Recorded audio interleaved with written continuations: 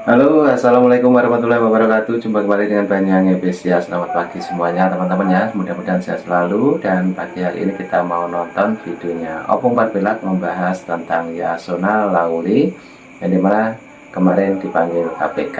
Oke, juga nanti ada pembahasan tentang Ibu Megawati Soekarno Putri. Inilah videonya Opung, kita siapkan dulu. Nanti kita ketawa bareng dengan Opung Parpelak.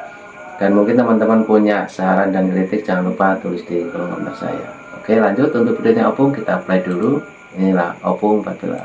Dan tahu kalau beberapa waktu yang lalu Hasto Kristianto dipanggil KPK, nah sekarang giliran Yasona Lauli.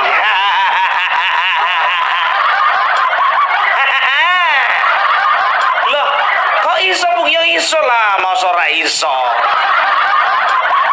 Apa sih yang nggak bisa dibuka bumi ini? Masalah gelengnya itu. Oh, pantaslah kemarin Ibu Megawati mengatakan, kalau misalnya ada dari antara anak-anakku ditangkap KPK, saya akan datangi. Janji ya Bu ya. Janji itu harus ditepati loh. Karena ketika Anda berjanji tapi tidak menepati, maka itu dianggap hutang. Ternyata sudah tercium toh. Pandai ya Ibu Megawati ini ya. Dibilang begitu, dipublislah ke masyarakat supaya apa? Nah, supaya ketika Yasona Lauli dipanggil KPK, misalnya dijadikan tersangka, oh itu adalah kriminalisasi gitu. Tapi kami udah semua tahu Bu. Sekarang mungkin kalian bertanya-tanya, apa hubungannya Harun Masiku sama Yasona Lauli? Ada. Udah aku bilang, enggak kaleng-kaleng ketua KPK sekarang. Bintang 3 tuh bos. Kayaknya ketua KPK sekarang kayaknya nggak mempan di kertas ya. Antara dua itu, nggak mempan di kertas atau yang menggertak udah nggak punya backingan. Gas terus bos, gas. Tak ganjel tak. Come on. Aduh.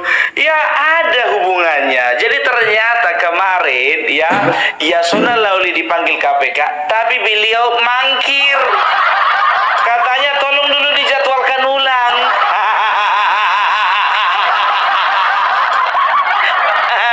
Oh, kalau itu bahasanya bukan mangkir ya. Jadi apa yang bagus? Jadwal ulang. Iya, jadwal ulang. Bukan mangkir ya. Dijadwal ulang. Karena Tessa Mahardika, juru bicara KPK, mengatakan bahwasanya ya beliau ada agenda yang tidak bisa ditinggalkan. Ada agenda yang nggak bisa ditinggalkan atau lagi nyusun rencana bos? Ojo ngono toh mas. Aduh, mungkin dia lagi diskusi dulu, ya kan? Izin Bu, lapor. Ini perbincangan antara Yasona Lauli dengan Ibu Kitum. Iya, ono apa Pak Yasona? Itu Bu, pemberitaan katanya saya mau dipanggil KPK. Lo kan saya udah bilang sama sampean, nggak usah takut, saya bakalan datang ke KPK. Iya Bu, tapi kalau bisa janganlah dipanggil Bu. Yo kalau iso. Tapi kalau udah iso, aku mau bikin apa lagi? Ya tolonglah Bu, Ibu kan ketua saya Bu. Tolonglah ngomonglah sama ketua KPK Bu. Ya Bu, tolonglah Bu, tolonglah Bu, tolong. KPK sekarang tuh ketuanya angel. Gak bisa diajak kompromi. Pusing aku. Nah, maksudnya Bu, di apalah dulu Bu, ketemu dulu atau bagaimana gitu Bu. Tolonglah dulu Bu, aku udah pening kali ini. Gak usah pening-pening toh. menghadapi segala sesuatu dengan semangat. Ya, Ibu bisa semangat, saya nggak bisa semangat loh, Bu. Saya susah makan, susah tidur, susah mandi loh, Bu. Jadi sampean belum mandi toh? Bu, tolong Bu, nggak usah ngomongin masalah mandi, Bu. Ini KPK, Bu, KPK. Ya kamu yang bilang tadi susah makan, susah minum, susah mandi, susah tidur, susah segala macam. Masalah itu nggak usah untuk dipikirkan, nggak usah terlalu berat. Masalah itu dihadapi. Ya kalau bisa Bu, nggak usah ada masalah gitu loh, Bu, maksud saya. Saya juga begitu. Lagian kamu juga, saya bilang kerja keras Sumatera Utara, kamu ndak mau. Lihat itu, kamu jamin kemarin katanya Sumatera Utara bakal menang kita. Menang apa? Ya wes, pokoknya kamu hadapi sendiri. Nanti saya datang nanti ke apa? Kalau misalnya kamu dipanggil, saya datang. Udah, saya janji. Betul Bu, serius lah Bu. Serius, aku rak ngapusi. Oh alah, kamu ini kok susah banget sih dibilangin. Serius lah Bu ya. Sekarang begini, hadapin aja dulu, hadapin ya. Ya, oke. Saya mau ada acara. Bu, ini pembicaraan kita belum selesai loh Bu. Saya ada acara saya. Nanti kita ngomong lagi toh. Bu, saya dipanggilnya besok Bu, besok saya dipanggil. Yowes, kalau kamu besok dipanggil, saya datang besok. Tenang aja lah, nggak sampai seminggu. Itulah pembicaraan antara Yasona Lawli dengan Ibu Megawati. Makanya diskusi dulu, Wah, diskusi. Kan begitu. Lagian jadi saksinya, bukan jadi apa? Jadi tersangka. Tenang aja lah, Wah. Mungkin kalian bertanya-tanya, apa sih sebetulnya hubungannya antara Harun Masiku dengan yang namanya Yasona Lawli? Jadi begini ya, Harun Masiku terbukti bersalah pada tahun 2019 melakukan tindak penyuapan ya terhadap salah satu komisioner KPU yang bernama Wahyu Setiawan. Kan begitu. Nah, ternyata ketika dilakukan operasi, ternyata Harun Masiku melarikan diri alias minggat alias cabut alias jadi buron. Kan begitu. Nah, kabar-kabarnya Harun Masiku dia itu tanggal 6 Januari tahun 2020 ya, dia melarikan diri ke Singapura. Kan begitu. Nah, ternyata ya diprediksi lah ya diperkirakan bahwasanya kasus Harun Masiku ini menyangkut ada beberapa elit politik, salah satunya Yasona Lawli. Kan begitu. Karena apa? Karena kalau sudah berbicara penyuapan kasus KPK, penyuapan oknum KPU ya, itu artinya apa? Berarti ada campur tangan di elit, kan begitu. Nah, kebetulan waktu itu koalisi masyarakat sipil anti korupsi ya, waktu itu melaporkan Yasona Lawli, mengatakan bahwasanya Yasona Lawli mengetahui di mana keberadaan Harun Masiku. Nah, sementara Harun Masiku Yasona Lawli waktu dilaporkan oleh koalisi masyarakat sipil anti korupsi, waktu itu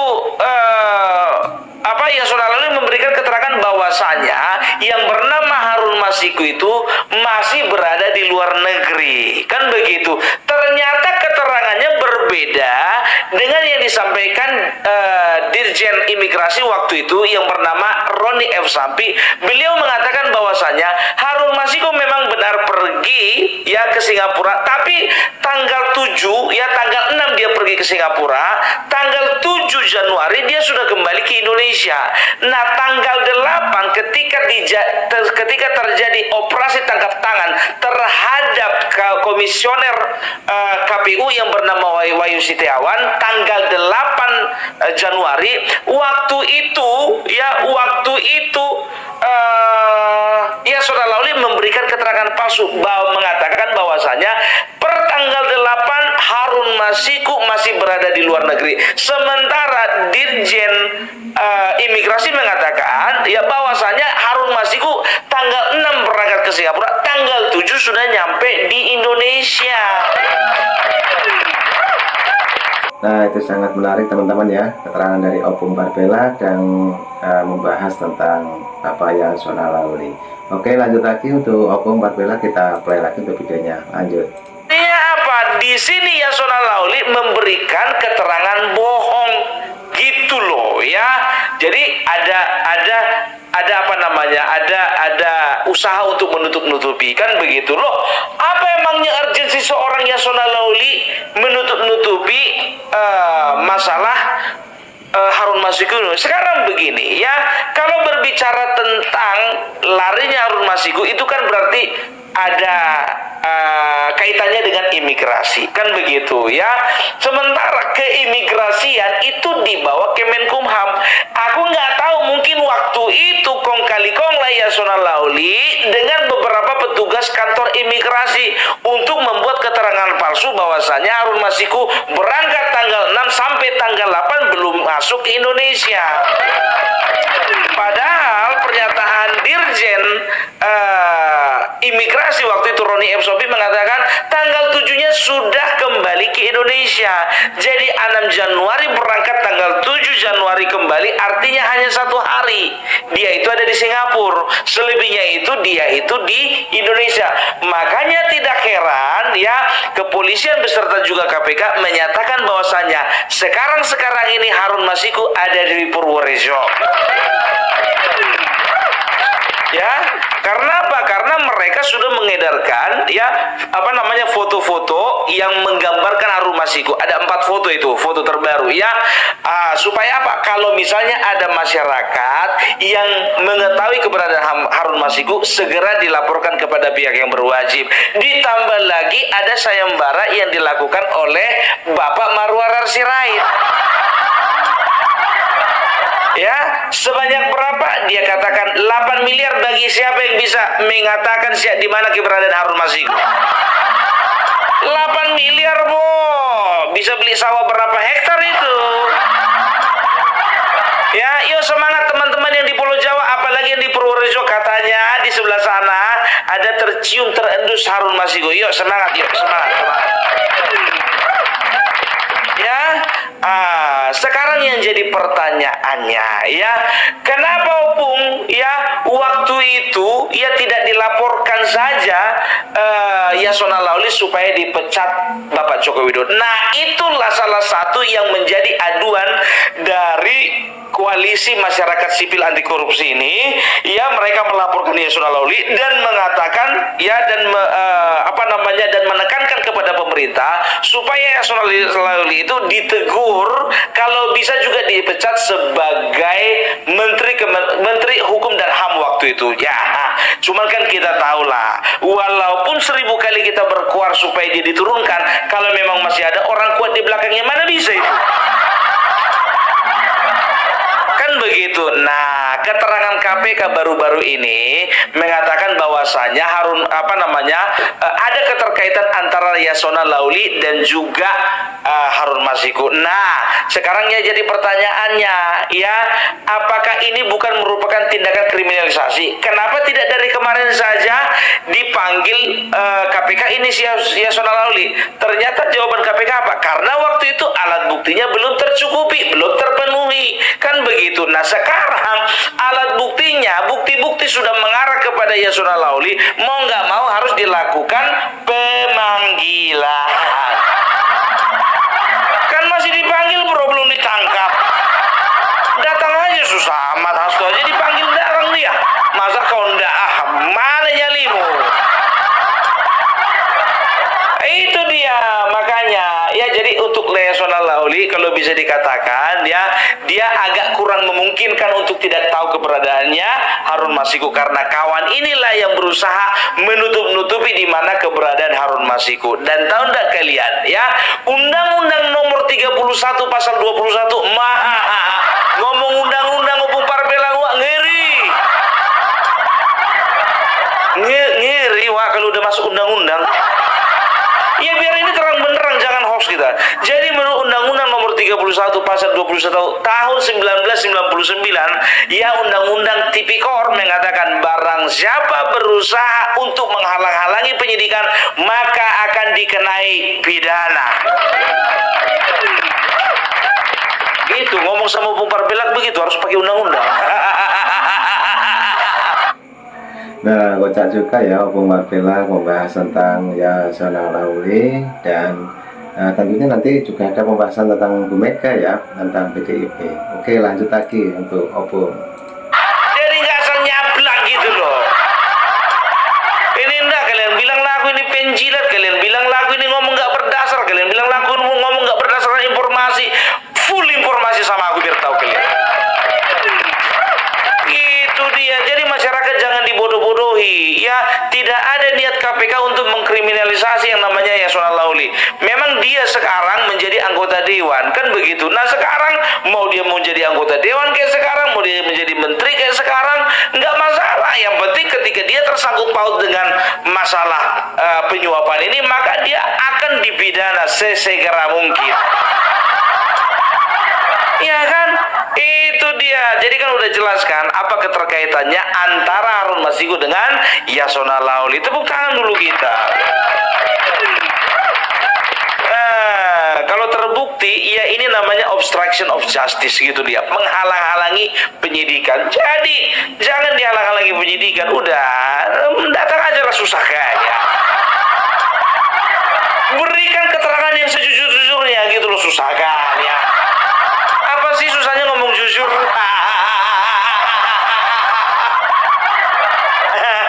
Tapi nanti pesanku, kalau misalnya HP-mu sama tasmu nggak pengen disita, nanti kalian kau ke KPK gak usah bawa tas.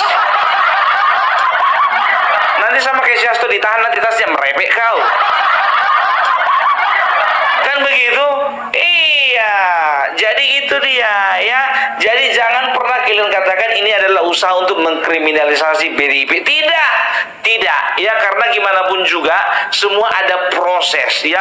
Waktu itu mungkin waktu dia jadi menteri ya, waktu itu bukti-buktinya belum mengarah ke dia, belum kuat.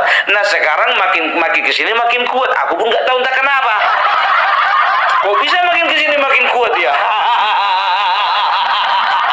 Tapi jujur aja gue bilang, aku agak tanda tanya juga ini ya kan. Ini Harun Masiku ini kan bisa dikatakan kan jumlahnya kan kecil itu kan, apa namanya, uang yang terkait dengan masalah Harun Masiku ini kan kecil, tapi kok sampai saya begini kan begitu kan. Kalau dipikir-pikir kayaknya tambang apa namanya, korupsi tambang timah segala macam itu kan lebih besar, itu triliunan. Kok yang ini yang sedikit ini kok jadi pusat perhatian gitu. Ternyata kenapa ini beritanya booming? Karena ini melibatkan banyak elit politik. Iya, banyak yang kira ini kalau lihat. Itu dia. Tapi tenang saja, mau Deddy Sitorus, mau Hasto, mau Yasona Lawli, entah siapapun itu dipanggil KPK, Ibu Ketua Umum kan bersedia untuk datang kan? Ya nggak tahu datang untuk apa, atau cuma sekedar menjenguk, nggak tahu, yang penting datang Itu dia. Jadi udah jelas informasi tadi ya. Jadi ini kuulang sekali lagi supaya jangan terjadi salah paham ya. Harun Masiku melakukan tindakan penyuapan ya terhadap beberapa orang, termasuk salah satunya itu anggota komisioner KPU yaitu Wahyu Setiawan ya, terbukti pada tahun 2019. Nah, ternyata si Harun Masiku ini ya, dia mungkin sudah tahu atau sudah diendusnya bahwasanya akan dilakukan OTT, melarikan diri dia tanggal 6 Januari tahun 2020 ke Singapura kan begitu ya. Ternyata tanggal 8 dilakukanlah OTT terhadap Wahyu Setiawan tadi, anggota komisioner KPU tadi. Nah, ditanyailah si Yasona Lawli ini, dan dia memberikan keterangan palsu mengatakan bahwasanya ya Harun Masiku itu sampai tanggal 8 itu masih berada di luar negeri, padahal Dirjen Imigrasi waktu itu Roni F. Sompi mengatakan bahwasanya Harun Masiku itu berangkat tanggal 6 pulang lagi tanggal 7, kan begitu. Jadi ketika dilakukan operasi tangkap tangan terhadap Wahyu Setiawan, Harun Masiku itu terbukti sebetulnya sudah ada di dalam negeri di Indonesia. Nah, usaha menutup-nutupi inilah yang tercium oleh KPK bahwasanya Yasona Lawli ya secara meyakinkan ya melakukan usaha-usaha untuk obstruction of justice. Jadi seperti itu ya. Jadi kalau bicara kenapa nggak waktu dari menteri dulu, waktu itu buktinya belum terpenuhi. Nah kan udah aku bilang dari kemarin itu, kalau bicara tentang Harun Masiku ini nggak ya, ini sebetulnya polisi dan juga KPK udah tahu sebetulnya keberadaannya dia di mana. Cuman masih ingat nggak kemarin gue bilang ya, cuman ini harus dipancing dulu, jangan langsung ditangkap. Karena apa? Ya supaya lebih banyak yang ditangkap. Ya iya dong, biasa itu. Kalau misalnya ada satu kasus contohnya, jangan cuma pelakunya aja, siapa otaknya, siapa yang membantu, siapa yang terlibat, siapa penadahnya, kalau misalnya dia kasus pencurian dan segala macam ya kan. Jadi seperti itu ya.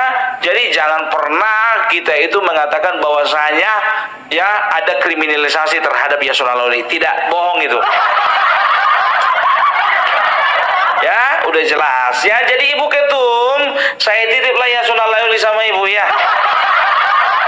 Karena Ibu Ketum kan sudah dengan sadar meyakinkan mengatakan bahwasanya kalau siapa ada di antara mereka ini semua diangkat KPK, saya akan datang. Mudah-mudahan ada solusi ya kan begitu ya. Tapi yang namanya melanggar hukum itu harus terima konsekuensinya. Ya kan? Itu dia repot ya kalau nggak ada orang kuat.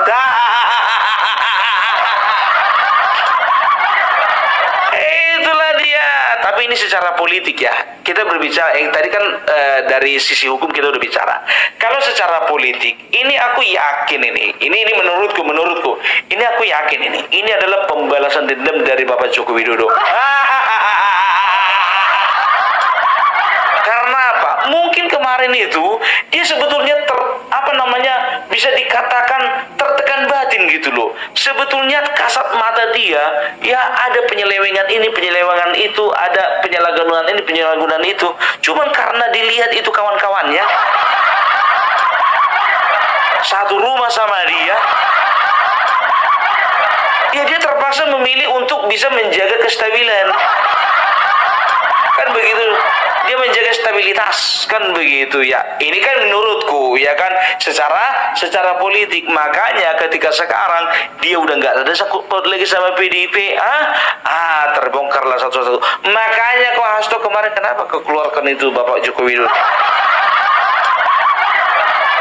Jujur gue bilang ya, aku pun berpikir begini, apakah dengan tidak dikembalikannya KTA Bapak Joko Widodo, ada harapan Bapak Joko Widodo untuk masuk lagi ke PDIP? Bisa jadi. Karena apa? Karena Bapak Joko Widodo masih memiliki banyak teman di sana, kan begitu. Dan juga mungkin kala itu Bapak Joko Widodo berharap bahwasanya ini nanti ya pengurusan akan berubah, mudah-mudahan orang-orang yang baiklah yang menempati posisi-posisi penting di PDIP, sehingga dia masih bisa untuk kembali lagi ke PDIP, kan begitu.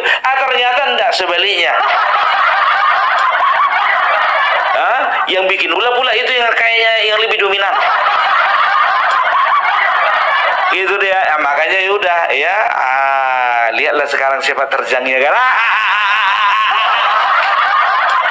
Politik bro, politik. Everything can happen in politik. And nobody can know, ya, nggak akan ada orang yang tahu kapan kau bisa jadi temannya dan kapan kau bisa jadi lawannya.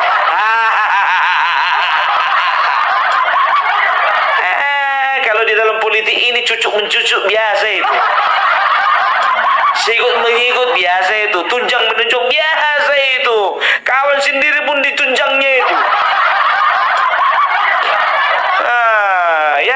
Jadi itulah dulu dari Opung Parpelak. Mudah-mudahan terang benderang ya.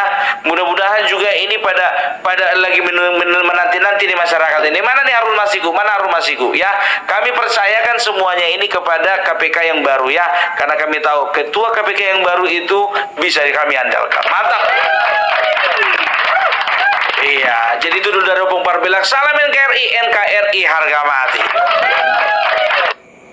Nah, oke teman-teman, itulah obrolan Opung sedikit membuat kita ketawa, dan di situ juga banyak pembahasan mengenai Yasona Lauli, dan kemungkinan nanti juga ada kelanjutannya untuk videonya Opung Parpelak membahas tentang PDIP ataupun tentang Bu Mega. Oke, jangan lupa dukung terus Banyuwangi Official, dan mungkin teman-teman punya saran dan kritik tulis di kolom komentar saya. Oke, terima kasih semuanya, selamat pagi. Dan salam buat keluarga. Assalamualaikum warahmatullahi wabarakatuh. Sampai jumpa. Thank you.